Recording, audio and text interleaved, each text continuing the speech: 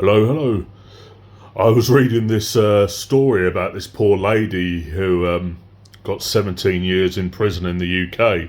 She basically was raped in a car park of all places, and she had a knife for self-defence that she kept in her bag, and she knifed this bloke who tried to rape her, and because she took the knife to the scene, it was her knife.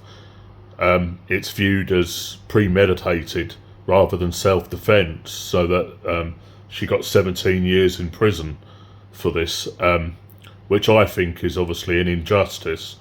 I mean, I do understand how the law works because she took the knife. If you take a knife to a scene, it's premeditated murder because obviously you had the knife, so it looks like you thought out what you did.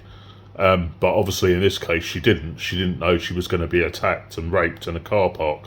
So that's, the wrong application of the law technically, but the law's very clear. If you take a knife somewhere, then it looks like premeditated murder.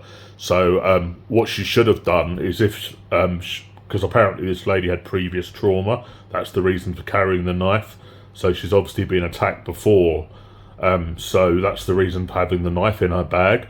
But so what she should have done is, if she had previous trauma, for self-defence, she shouldn't have used a knife.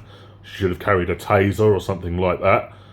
Because then obviously if she attacked this bloke with a taser, it's self-defence clearly, and she wouldn't have received that kind of penalty in the law.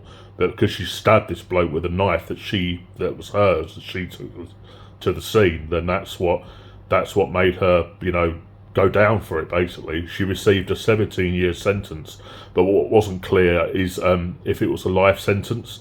Now the law's very clear on this. If you receive a life sentence, you have to do the full 17 years.